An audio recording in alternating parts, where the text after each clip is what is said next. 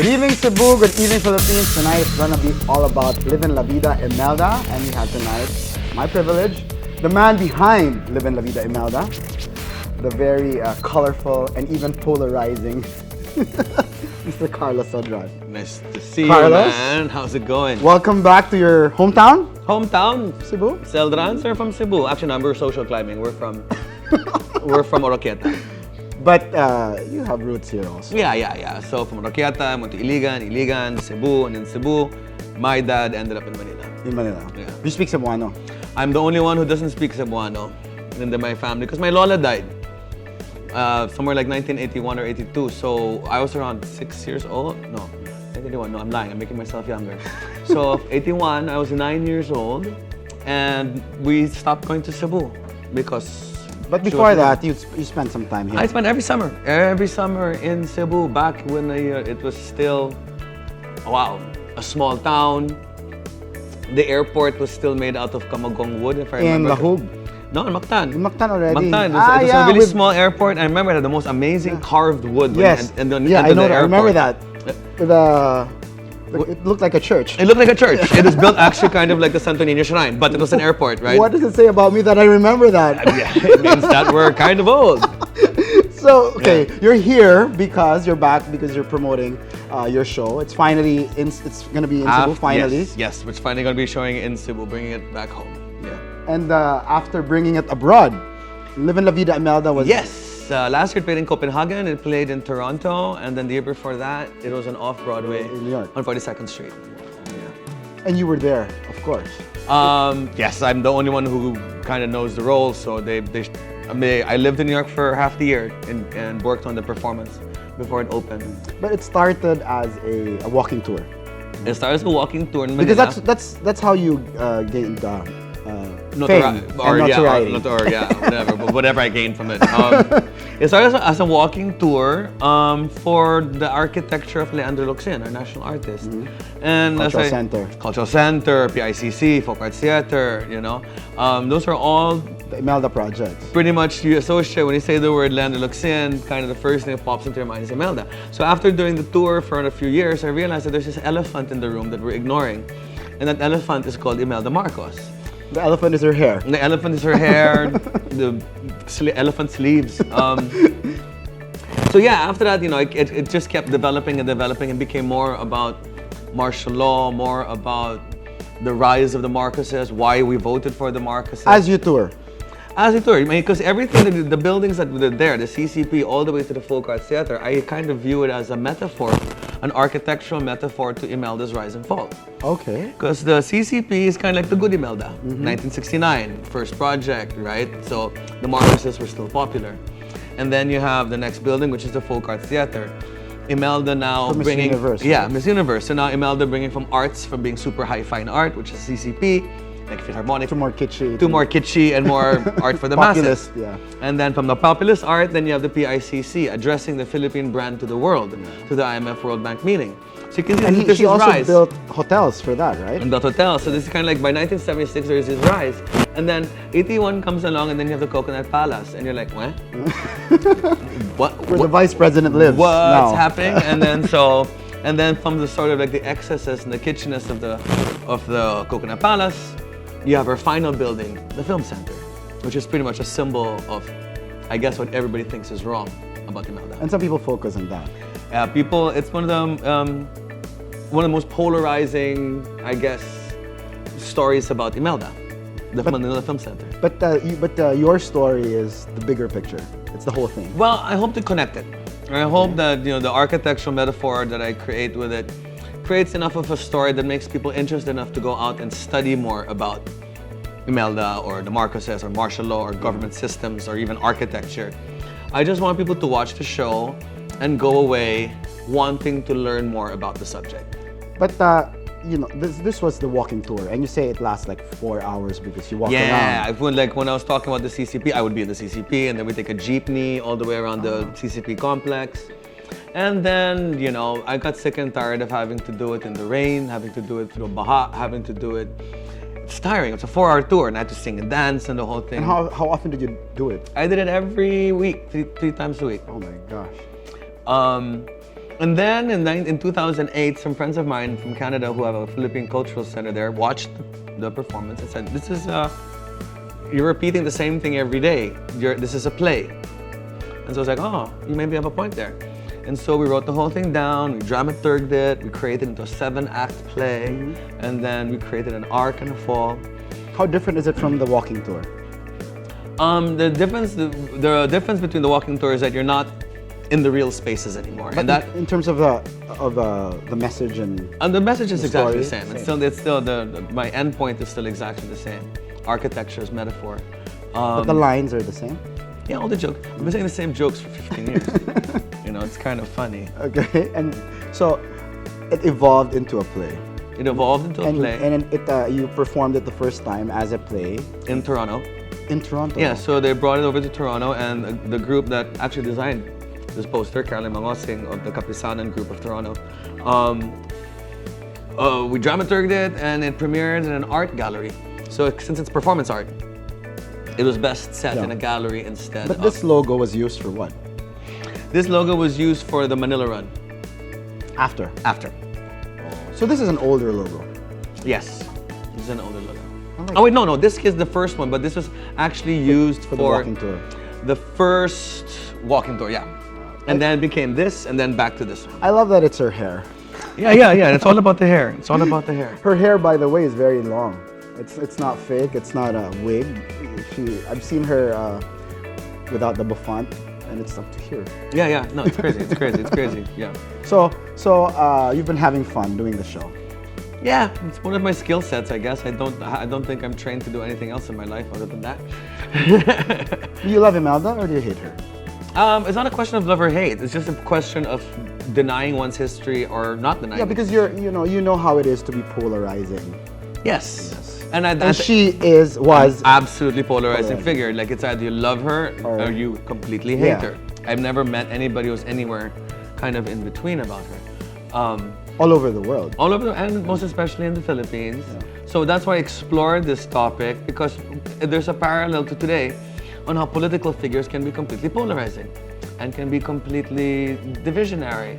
Like today, we have so many candidates that are running that are creating so much hate and so much division in this country that it actually makes you wonder even if democracy is worth it.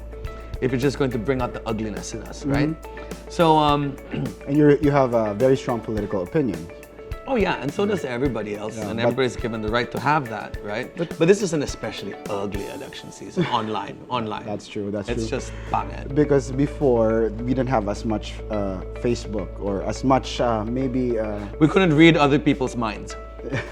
In 2010, we already had Facebook, but people didn't enjoy the freedoms as much at that time. Yeah, I guess. And I think in 2010, the status posts were limited. They were not as long as they are now. You weren't given more than 150 characters in Facebook, I think. And I think actually you had to put what is. So you had to be doing something in the present tense. Yeah, Mike is. Carlos is, right? Or like a colon, blah, blah. Blah, blah, blah, right? So now it's a note. Now it's completely huge. You can put an entire manifesto of like genocide on Facebook. And people share. And people share. Before it wasn't like that. So that's a difference between 2010 and now. No? And it's also a younger generation who are very, very used to talking freely. Our generation was not used to talking freely. Talking about social media and Imelda, there's, of course, my personal relations with her aside. There's this issue about millennials being very much for the Marcoses. And so there's an accusation that this is a result of historical revisionism on the part of the Marcoses. Amnesia and either the Marcoses or their cronies or their loyalists. What do you think?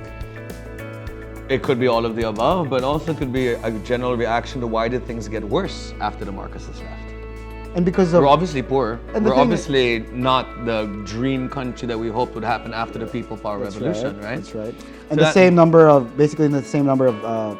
human rights violations. I mean, every year there's always the human rights violations were happening even before the Marcoses came into power, and after the Marcoses came into power, left power. But your play focuses on the infrastructure, especially in that area. Yeah, but in the reclamation area. The architecture of totalitarianism, or I don't know. It's a very apt architecture, actually, the Marcos architecture. It's called brutalism. Brutalism, the most severe sort of architecture, just concrete, large shapes. It's just the most brute form. It's the most raw form of architecture. It's very socialist. Like, I mean, it's very it reminds me of China and Russia. Oh yeah, totally. Like, right? Yeah, more like Russia. No? More like Russia. The architecture is totalitarianism. Yeah, but Stalin architecture. But architecture, that edifice complex, people say she has, is actually what the supporters of the Marcoses are pointing to That's probably where the romance begins. But yeah, I mean, no, I but do they have to pointed give her out that. as proof that it was a better time. That's tangible proof for them. Tangible proof of a better time. But yeah, well, better and worse. I mean, we can't say. I would say it's both. Some things were better, some things were worse. Yeah. But I do have to say, when it came to architecture and creating the Philippine brand or whatever, she really wrote the book. I mean, until today, we just held APEC. What did we use? Most of her. The PICC. I shared your status. Right? You said give credit where credit is due. I shared that. We haven't built anything that was particularly relevant since she's left. I was with her during APEC, and she was just quietly saying, I did that. That's mine. I did that. I remember one time we were having dinner, and then I said, how was it, Auntie? She's my grand aunt on my father's side, by the way, and I spent some time with her. So I said, how was it when you returned, from exile? And she says, oh, I was at the cultural center watching something, and Cory Aquino she was at the balcony where I used to sit, and they put me very close to the toilet. So I was there, and then, during the intermission, everyone was looking at Imelda because Imelda is there. This is her, this is her cultural center, and yet she's there. And Cory Aquino, her arch nemesis, is in the balcony where she used to sit. Blah blah blah. And then toward the end, everybody flocked, and then flocked to her and around her, and then asked her, Mrs. Marcos, how do you feel that Cory Aquino is there and you're just here, close to the restroom? And she says, I built this kingdom, so anywhere I sit, even if it's a toilet, is a throne. You're never ready to talk to Imelda, but Imelda's ready to talk to you. So that's how, I'll give her that. That's how she sees things. I'll give her that. Yeah. No, I mean, she lives in her own world, and she did create her own world, right? But do times call for that again? I mean, the thing I find alarming is like we went through this whole thing already, and obviously it did not work. Whether it was their own fault or not, the Marcos formula failed. Yeah. Whether it because of Ferdinand Marcos being sick, whether it because of the CIA, whatever it is, let's not do this again. We've been through this before. That's right. And I see this sort of like in this day, people trying to romanticizing dictatorships, romanticizing human rights violations are worth it in order to have some sort of like economic comfort. I find it highly disturbing. Maybe it comes from a whole generation that's used to seeing violence in television or in their video games, that they actually see violence in reality as something that's not real. They see it in fiction and they'd like it applied to reality. Yeah, I know. Why don't you get off the phone and really off your computer and really look at the dead body, or really look at someone who got salvaged, and then see if that is really worth it. Let's continue this discussion, but we have to pause for the short break. More on Live in La Vida Imelda when Open Mic returns. We're back here at Open Mic with Mr. Carlos Celdran. So we have Live in La Vida Imelda here in Cebu. It's on April 1 and April 2. On April 1, it's the gala night, 8 o'clock p.m. April 2, there's a 3 o'clock student show, and then 8 o'clock gala again at the Cebu Country Club. And it's brought to us by the Sacred Heart Ateneo de Cebu, batch 1985. The last batch before people power. Just putting it out there. Yeah, high school. So this is really relevant for their batch. Yeah. And it's also for some of the proceeds will go to the Air Roof. No? Yes. Which is Emergency Rescue Unit Foundation. So back to Imelda. Yes. Fascinating creature. No, yeah, you were talking about how there's so much nostalgia for it and that it failed. One time I actually asked her, told her that I think her husband, Uncle Andy, Ferdinand Marcos, would have Uncle Andy would have been remembered. Love that you can say that. Yeah. Other people won't, No, I guess. I can only call her Madame. Madame.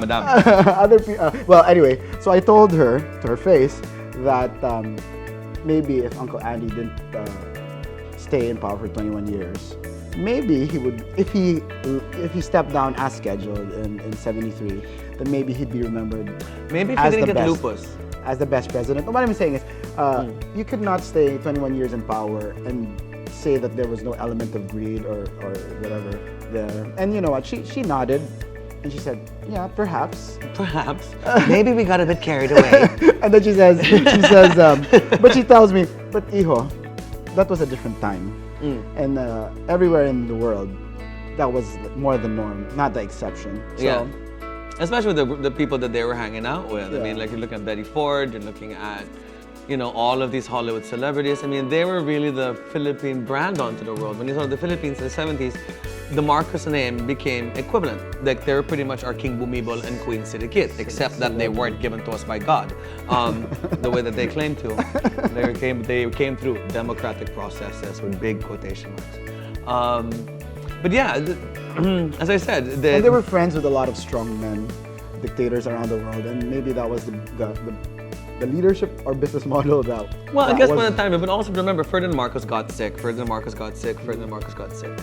pretty much what we had was like, you know, the movie Weekend at Bernie's, where we're trying to hide the dead body the whole time.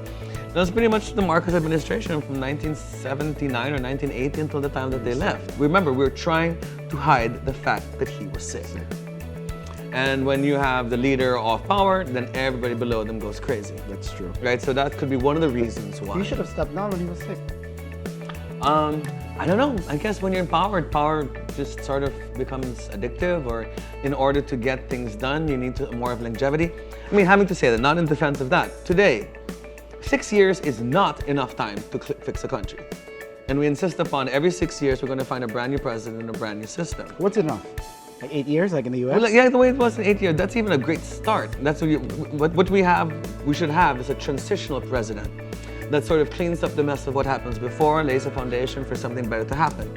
But by the time things get done properly, and remember, if you're trying to build a highway, if you're trying to build something without corruption, that takes at least 2 to 3 years to get that contract done and all that work happening. And you know, the LRT was planned at least 3 years before it was even built in the 1980s. We expect things to happen like, oh, a president comes and in 6 years we'll have a brand new airport and brand new. We expect miracles from these guys. So 6 years is not enough. I can see why they needed to extend their vision a little bit further in order to get something done and not have it reversed by the next president. What about Yamashita? What about him? Yamashita treasure. Oh, well. Because there was talk that one of the reasons why they wanted to extend is because Ferdinand Marcos was a treasure hunter. Yeah, well, there's a lot of crazy stories about the Marcos system. I mean, come on, like the bongbong's a clone. That Imelda like Imy's the daughter of like, you know, Lacson. Or whatever. I didn't say that, you did. You know. You talk about all these conspiracy theories and urban legends. Watch the show. But yeah, I mean, believe whatever you want to believe. But I can see why they needed more time to complete the vision. Do you think it took Singapore 6 years to become Singapore? Hell no, it took them 35 years. And we expected Noy Noy to make miracles? And we expected the next Duterte to create miracles? How long did it take Davao to become Davao? 20 years, and it's still not perfect. And he thinks he can get the country done in 6 years. Sorry, guys. We're gonna get bashers here. You just gotta hear it, okay? Yeah, 3 to 6 months, that's what he says.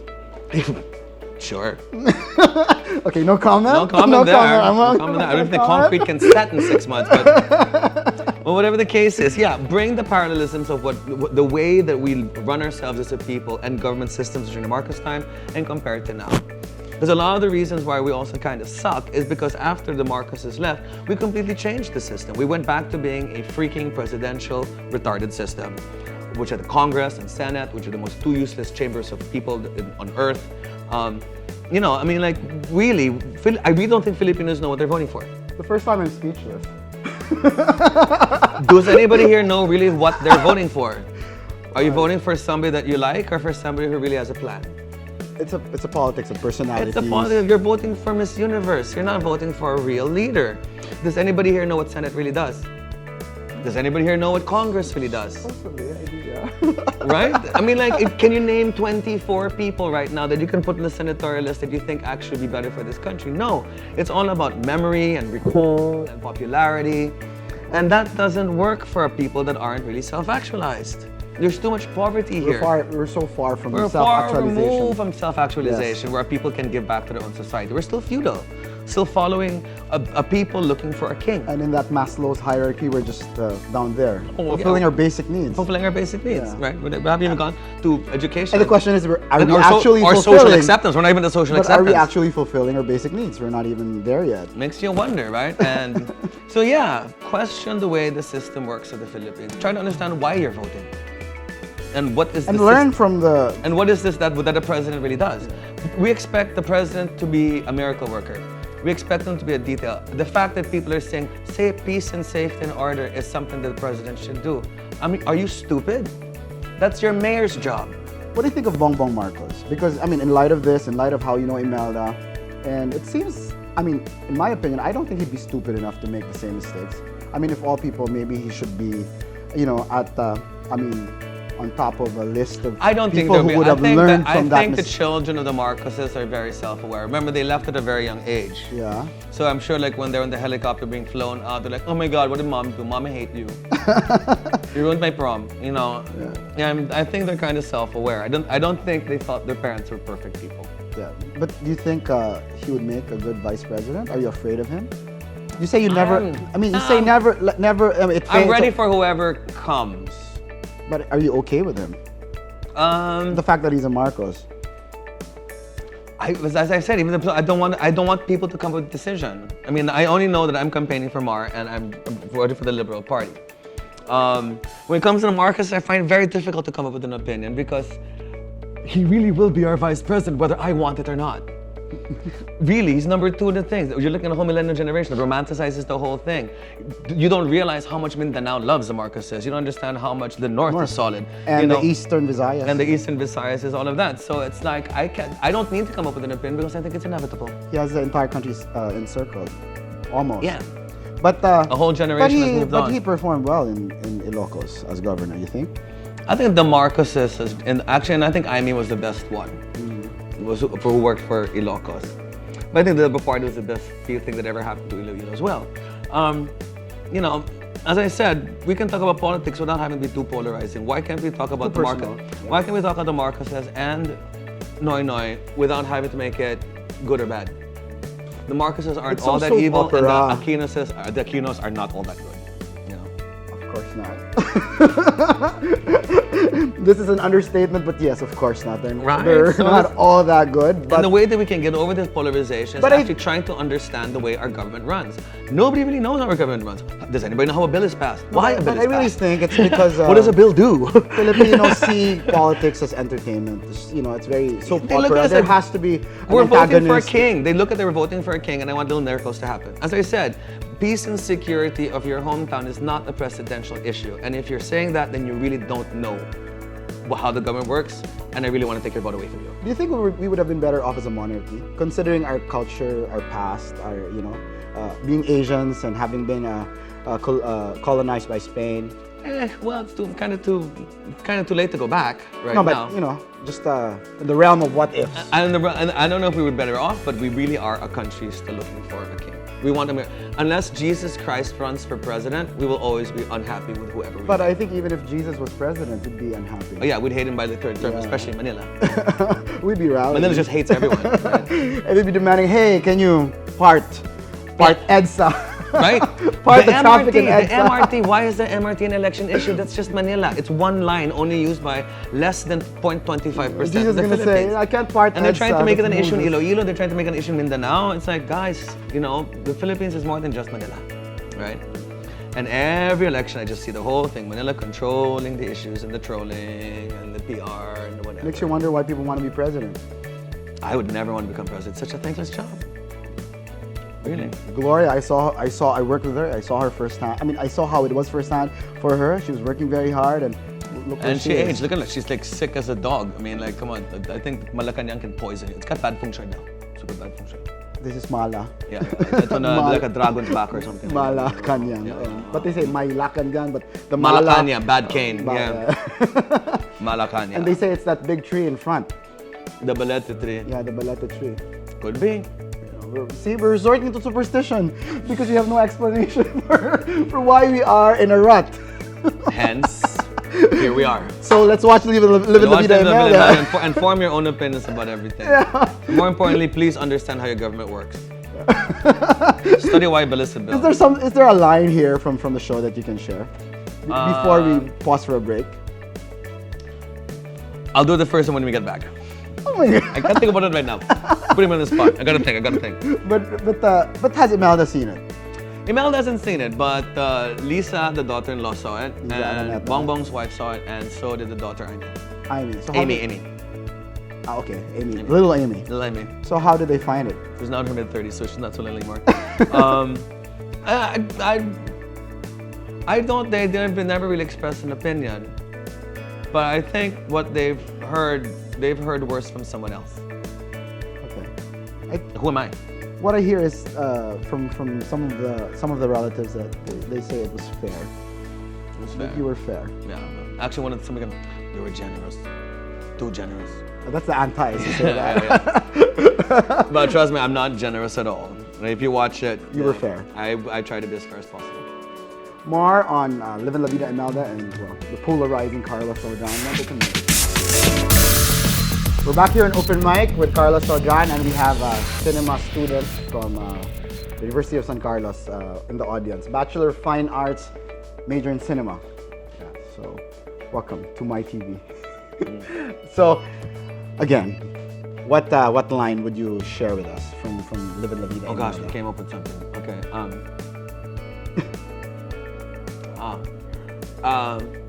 Well, I'm not lying, but let me just give a little story of like when I met Imelda. Like, this is not the play. Like, she launched a jewelry line, yeah, right? The Imelda collection. The Imelda collection. Guaranteed to tarnish, blah, blah, blah, blah, blah. Right, everything bought in Divisoria. But, of course, I crashed her lunch and I went to, and I met her.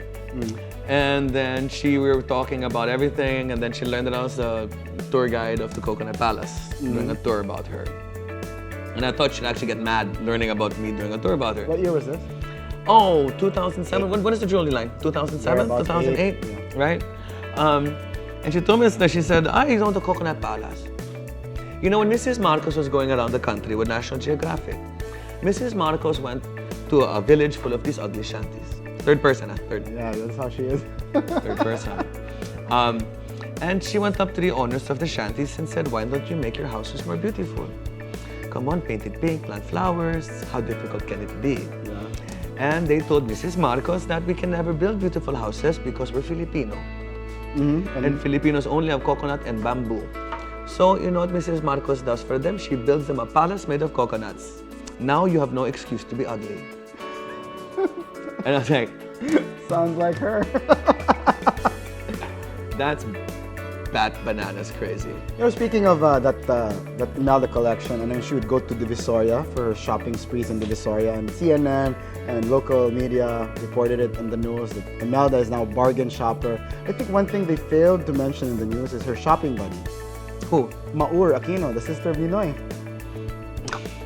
That's hilarious. I think that's an interesting bit of trivia that people don't know. Because you imagine? No, that's the status quo of the Philippines. Tell me how many names are repeated in every ballot that we have every year. We have a Marcos, a Rojas. We just got rid of a Macapagal. It's just the same people each and every time. Yeah, but the two of them shopping, and the perception of people is that she was behind the assassination of the brother of Maur, Ninoy. She dated Ninoy. That's right. That's right. People don't know that. She dated Ninoy, and Ninoy dumped her. Well, she says otherwise. Well, hell hath no fury. What she says is, ayoko yun kasi madaldal. Madaldal na ako, mas madaldal pa sa akin. That's her version of it. No, you can see that Philippine sort of leadership is just this ridiculously small clique. And we really should have gotten them all after the revolution, put them in the back of a barn and shot them like the Romanovs. But it's too late. They're back in power. Everybody's back in power. Good times are here again, everyone. Good times are here again. For all of them. For everyone. For each and every one of them. Right? Can you believe she's almost 90? She's 80, turning 87 in July. We have the same birthday, by the way. July 2? Yeah. Wow. And So you're Cancer also? Yes. Okay, emotional. Okay, personal. Okay. Cool. Yeah, Cool. yeah, All right. yeah. And then, she tells me, how she is, right? That she makes all these connections with the psychic world, and she's very esoteric. Yeah. And she tells me, you're Cosmos born... over the Philippines. Exactly. She says, you're born July 2, 1983. That day, my birthday, when you were born, Power was born. I was like, me? And then she says, no, I inaugurated the geothermal plant in Leyte. Bada boom. But she's like that. And one time I was asking about royalty, about, I think last year, the Duchess of Alba, Cayetana, the Spanish Duchess. Oh, yeah. Yeah, the crazy looking one. Yeah, okay. With all she died. And, like, I think a week after Queen Fabiola of the Belgians. And she says, Queen Fabiola, I know her, but we're not friends. But Cayetana was a dear friend of mine. She's been to a lot. I brought her there. She has more titles than Queen Elizabeth. Yeah, totally. She's in the Guinness records, no? And then I say, oh yeah, but Queen Elizabeth is the queen. So well, that is right. And then I ask her about other royalty, and she says, ay, ang hirap nila, mahihirap yun. Sorry, Auntie, I'm sharing this, but she says, mahihirap dati sa akin umuutang yun. Yung iba hindi nakakabayad, that's why I have all the art. Account with no account. That's why she has all the paintings now, because minsan for foreclose the stately homes. So when they're foreclosed, she gets the paintings. That's what she said. Oh, good for her. Good for her. Didn't they just take some paintings from her house in like San Juan or something? Like a couple of Matisses, a couple of like whatever. Yeah. Yeah. Go. Well done, Kim Harris. And then she says, well done. She says she's already poor. But I think she's relatively poor compared to where she was. Oh, yeah. Actually, she doesn't have so much money now.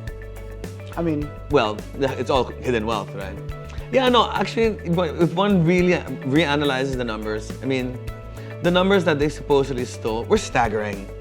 I mean, it was like what? They stole like 100 billion. I don't even think there was $100 billion in the world even printed at that time. Mm-hmm. So as I said, try and understand. Okay, the $675 million that they found in the Swiss account, okay, granted, that's there. Okay. But every other account, really, you can't find that, And if it did it come from Philippine taxes, or was it coming from other sources like military contracts from the United States? Some people were saying that there's just so much money that's there in the Swiss banks and other banks all over the world. I think there were like 140 banks or something, 140 countries or something like that. That's what I remember.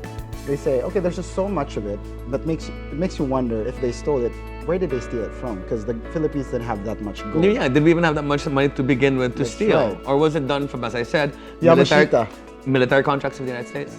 We had Clark and Subic. What about Yamashita? Because there was definitely war loot. I don't know if it was Yamashita or if Yamashita was a ruse to cover the military contracts or to cover any sort of like pillaging that may have been done. I really think the Yamashita treasure was taken by the United States in 1945. The Americans found it, they brought it to Washington, D.C., put it in Fort Knox, and that's the last we heard of it. That's interesting. Yeah, it's been gone for a long time. But maybe there are remnants. And they just make people look for it in order to sort of like some of the old throw you off the trail. Some of the old people here in Cebu, especially those who live in Nivel, in that area where Cebu Plaza was, it's now Marco Polo, like the veterans, they say that a big chunk of the Yamashita was buried. That's the urban legend at that hill where Marco Polo is. That's why the Marcoses built the Cebu Plaza in the 1970s. At a time when there were no high rises in Cebu. Yeah. And they also say that Imelda built the CCP because Stonehill was trying to get the Yamashita gold from the ship that was on the bottom of the sea of Manila Bay. As I said, you and I could go for days and days and days without even knowing what is true and what is not true about the what we're most number about. of urban legends and conspiracy theories, probably more than JFK. Perhaps even more. And completely crazy as well. Like, Imelda bathing in milk, Imelda... What is your favorite Imelda urban legend? The favorite? What's it, man? Oh God, should there be a favorite urban legend? No, but the most the craziest. The one that I find most polarizing, and we just have to get down to, is the film center. How many people really died? How many people do you know? I don't know. But don't you think if there's like the hundreds they're talking about, we would have hundreds of people rally? That's true. Where are the hundreds? She actually admits to some people dying there, but not the No, but numbers. official reports say 7. Yeah. 7. Yeah, official reports say 7. But having said that, how many people died the making of the bird's nest in Olympics, In China? Beijing. What, 20? More. How many people died in the creation of the Hoover Dam? Not to diminish the Not to diminish importance what's going of their on, lives. but you can see that when construction of that scale and when you're trying to build monumental architecture, Things happen. right? Accidents happen. Unfortunately, it was for film. Cinema theater. And the last probably great moment we had in Philippine cinema was during that time because she really, really, really funded it. Festival. The film festival and basic Philippine film, making the Philippines an attractive place to film movies with Apocalypse Now, even all the B movies of like Machete Maidens, Black Mama, White Mama, or Missing in Action, that's all filmed here, all during the Marcos era. Yeah, so actually you can say that film was actually Imelda's downfall. Her obsession with Hollywood and wanted to be obsessed with Hollywood. Yeah. She went from being obsessed with ballet and Philharmonic to being obsessed by Hollywood celebrity, and that pretty much, as you can literally say, what brought her down. It's nice how you use the architecture and these milestones in her life. Everything has a story. That's one thing you learn about when you're in fine arts. Fine arts teaches you how to see. It teaches you that everything that you see around you is not really what you think it is, or there's always a story behind it. Like this glass, what country did it come from? What is the make of it? That aluminum, where did it come from? The computer. Everything here has a story behind it, and that's what fine arts teaches you what to do, not take things at face value. And that's what you did for coming up with this. Yeah, hopefully. Have you seen Imelda after? Imelda, where? I mean, after the Live in La Vida. When yeah, it gets bigger. I when saw it at the started becoming launch very of big. her cooking wine, Imeldific cooking wine. Oh, that was recent. Yeah. I hosted it. Okay, and then? Nothing. I didn't really get to meet her. I was, very busy backstage. But I do remember her walking in, like, with her entourage and everything like that. She And then looked at me, She and I was there in my top hat, whatever. And she looked at me, and she turned to the person next to her and said, "Ano yan?" Not even, "Sino yan?" "Ano yan?" And I looked around and like, I am an object now? I'm a payaso? What am I? Like, Okay. a dinosaur with like 3 ears? Yeah, that's my last encounter with her. She was asking what I was. But she is aware of this. I don't know, as I said, I didn't get very close to her. There's a lot of people at that launch, and I think she's okay I try with it. not as much as I can to sort of like get too close to my subjects. Because even the other one, the Fatboy Slim musical, she was aware of it. I'm sure. I remember we Yeah. were talking about this. I didn't quite like that. We kind of helped him write that. David Byrne came to Manila. He had dinner in our building, but he was so determined to come up with a story that had really nothing to do with Philippine history or Philippine facts. That I found Here Lies Love to be a little bit too. He took too many liberties with Philippine history, and I don't think that being a privileged white man from a privileged school like Rhode Island School of Design should have the gravitas to have opinions about a country like this. Fine, it's the knows nothing Evita. of. Yeah, it's the Evita of who turned Imelda's story into Evita. Evita is absolutely nothing to do with Argentine history. Argentinians watch and go, "What's that? Who's that person?" Che Guevara is not even from, didn't move there. He went to Cuba, right? He left Argentina and never went back. He did the same thing to Imelda. And so that's what I'm wondering is that it did not leave you with the play. You left the play tapping your feet and dancing, but you also left the play without questioning or even wanting to get into Philippine history. Without any appreciation. You of our actually just bought the identity. story hook, line, and sinker, and then you digested it, and that's all you did. And I think that wasn't fair to Filipinos.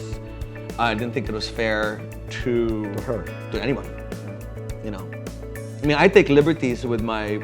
But she was aware of it. I remember she was aware of it. We were talking about it, and we were also talking about Live in La Vida now that, she's in a place where she knows, and I think she probably enjoys Even I actually see them from the school. Like, she's from the 80s, man. Any news is bad. Even bad news is good news. Like, you know, even if you talk about me badly, just talk about me, right? I think she comes from that school of Yeah, thought. she's talking from that school. Yeah. Unfortunately, our time is up. Oh, but we gotta talk about one more time. It's on April 1, Living La Vida Imelda, and April 2 at the Cebu Country Club. The April 1 show is 8 o'clock p.m. gala. April 2, there's a 3 o'clock student matinee for only 300 pesos. The 8 o'clock p.m. Saturday show, as well as the Friday one, are 1,000 pesos for regular tickets, 2,000 pesos if you're really fancy and want a good seat. And you can get it at any Dessert Factory or at the Dessert Factory or Pizza Republic. Or you can dial, this is the only part I wasn't able to memorize, or you can dial 929-340-5305 for tickets. All right. And that's brought to us by the Sacred Heart Ateneo de Cebu, Batch 1985, for the benefit of Eruf. Yep. All right. Thank you, Carlos Celdran. Senor. This has been my most lively episode thus far. And probably polarizing. Let's see what happens here. Can't wait to see Twitter. Thank you. See you guys at the Country Club for Livin' La Vida Imelda. This has been Mike Lopez. Good night and Godspeed.